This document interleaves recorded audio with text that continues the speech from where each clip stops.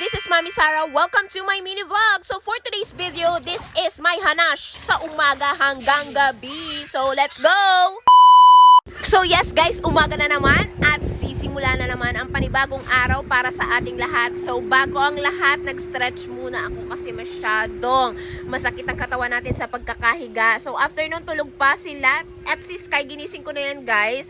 After yan kasi may school siya. Si JK guys, may pasok din siya pero sobrang haba ng sleepan ni JK. So ang ganda ng umaga ngayon, hindi pa umuulan. So sinimulan ko na ang umaga ko para magpainit ng tubig kasi kailangan natin yan magkape, mag-almusal pagka-umaga. So ngayon nga binilihan ko na si Sky ng almusalan niya, ng breakfast niya, which is pansit, and nagbili na rin ako ng coffee and milk. So kinagabihan, ganun lang ang hanash natin ng morning, marami akong hindi na video. So kinagabihan, pagkatapos namin kumain, niligpit na namin ng lamesa at nagsimula na akong mag-urong or maghugas ng plato. So ganito guys, ang eksena dahil wala pa kaming lababo dito sa aming tinitirahan.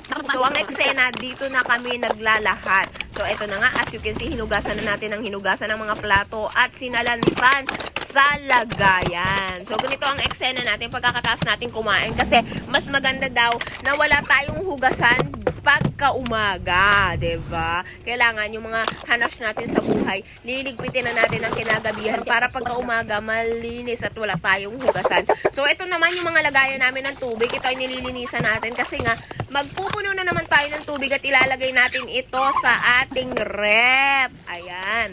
Para meron tayong malamig na tubig kasi si JK guys and si Sky, mahilig sila sa malamig na tubig. So, after nun, nilagay na natin ang mga tiniklop na damit sa aming mga damitan. So, si Ate Sky, yung mga damit niya, kinuha niya kasi nilagay niya rin sa mga damitan niya. So, si Ate Sky, katulong na natin siya dito magligpit talaga ng mga gamit-gamit. Video na to, pineflex ko yung ginagamit ko na vacuum kasi nga ang ganda niya kasi yung mga balahibo o yung mga buhok ni Max talagang sip-sip to the max. So, ayan na, sinimulan natin vacuumin at yung mga maliliit na dumi, hindi yan natin basta-basta matatanggal dyan. Kaya maganda itong vacuum na to. Kaya i-check out nyo na yan sa aking yellow basket. Hanash. So, ngayon na, dito naman tayo sa bandang sopa kasi magpapalit tayo ng cover nito. Kasi nga, medyo smelly na siya at amoy doggy na. Kung kailangan na talaga natin yan palitan kasi meron tayo ditong alagang Maxi ang pangalan. So, ganito na ang eksena niyan. So, naglinis na tayo, nag-map na ay nag-ano dito, guys, para matanggal na yung mga dumi at magsisimula na ako magpunas ng sahig. So maganda pag guys, bago kayo matulog, magkapaglinis talaga kayo para kinamugahan, wala kayong masyadong linisin. Ayan ang eksena. So tiniklop na natin yung iba pang mga gamit at ilalagay natin yan sa mga damitan. So ganito naman ang eksena ng dalawang batang habang ako ay nagliligpit.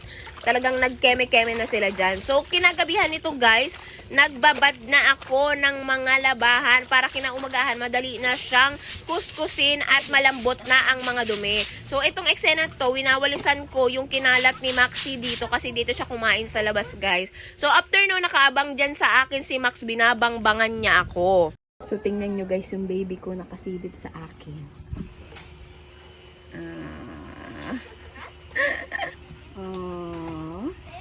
Naabangan ang mami. So ito nga guys, natapos na ang mga hanash natin sa gabing ito. Kaya magsisimula na tayong magpahinga at matulog. Kasi kinaumagahan, panibagong araw na naman, panibagong pagsubok sa buhay. So, dito ko na tinatapos ang aking video. Thank you guys for watching. See you on my next vlog. Don't forget to like, comment, and share. Follow and subscribe to watch more videos. Paalam!